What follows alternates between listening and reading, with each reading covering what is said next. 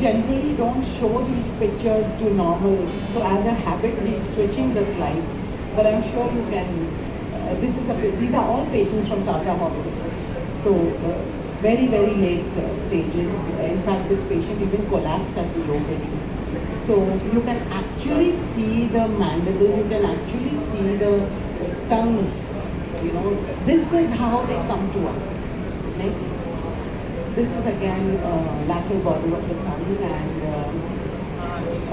of course the picture itself says it's squamous cell carcinoma, but I just wanted to try my invention, so I took a sample and the report was normal.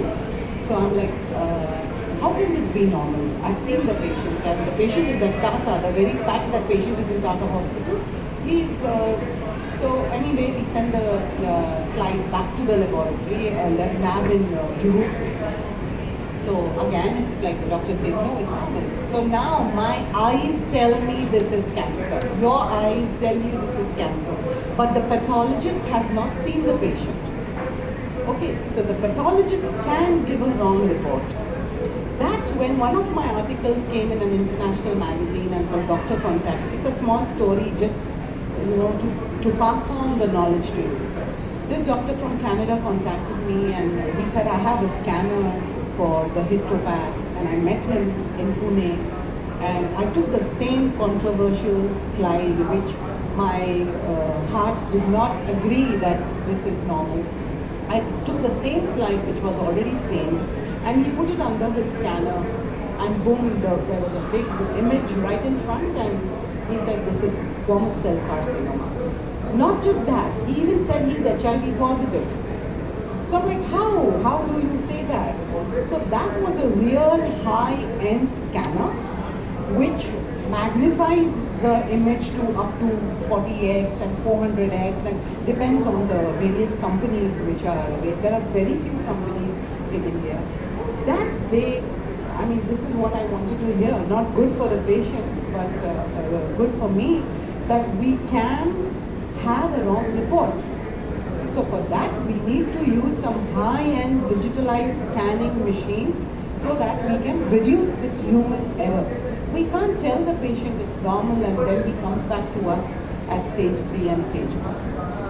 So here's the solution. So when we give you the report with this invention, it's a high-end digitalized report with 0 human error.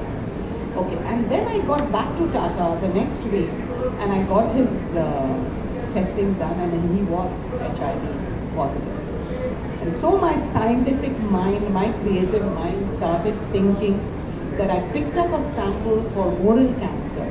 So why can't we, that means we can detect HIV from the oral cavity.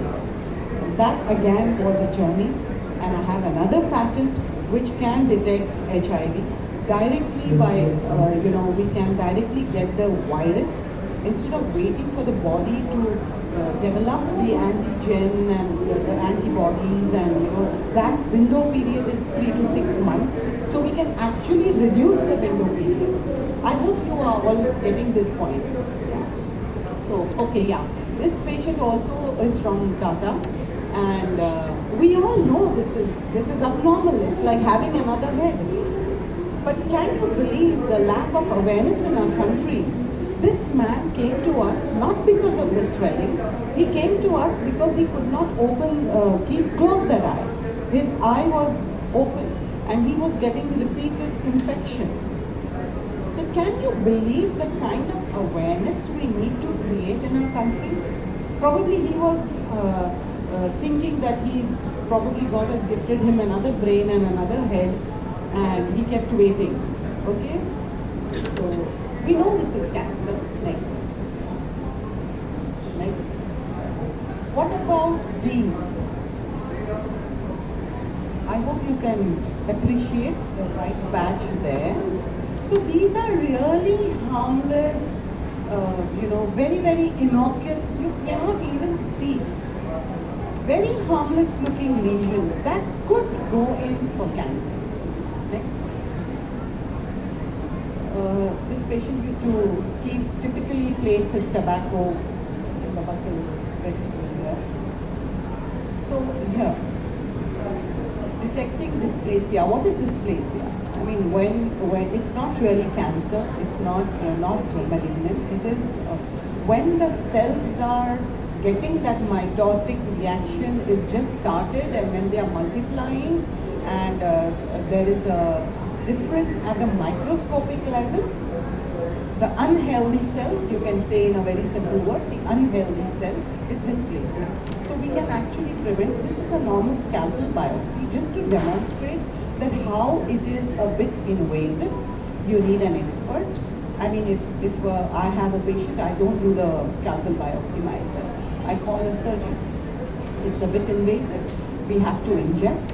We have to have an expert who's doing it, and we need to suture. So typically patients are very apprehensive that the word biopsy, they are afraid. And I've met people who have waited for years. In fact, last week there was a patient in my clinic, cheek biting, and he had this third molar which had created a patch. And the minute I spoke to him about biopsy, he just ran away. So just last week. So yes, so this is invasive and it's painful for the patients. Next.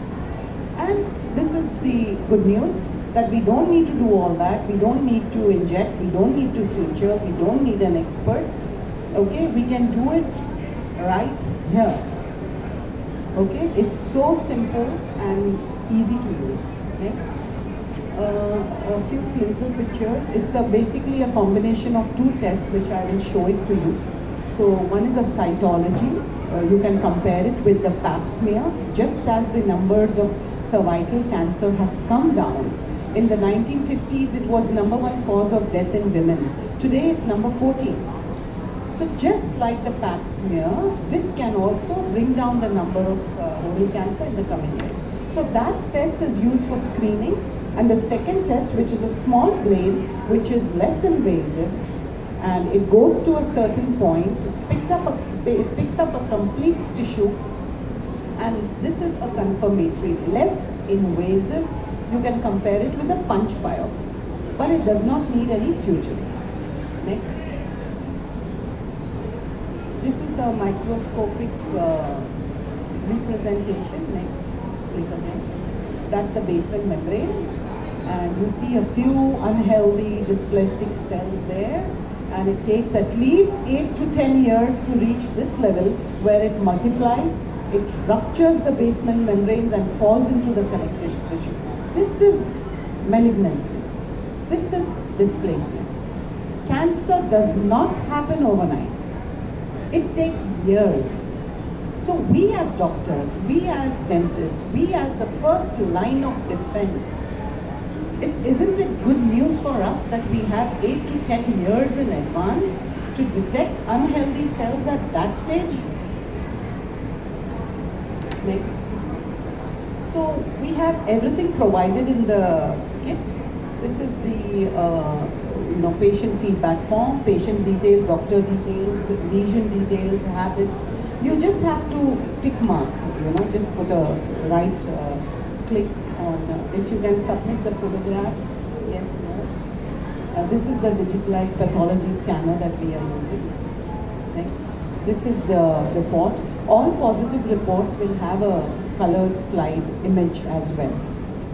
Next. So again, yes, totally painless, no anesthesia, and you can get a complete tissue architecture. And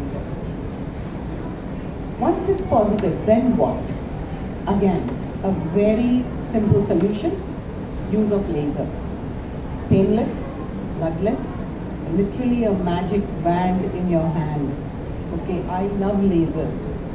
And various uses again, right from root canal to soft tissue to hard tissue. Okay?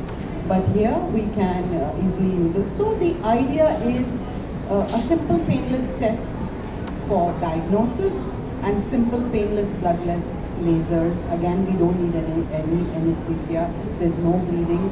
And I would like to you to just imagine an apple with a little portion which is rotten, and you just scoop it out.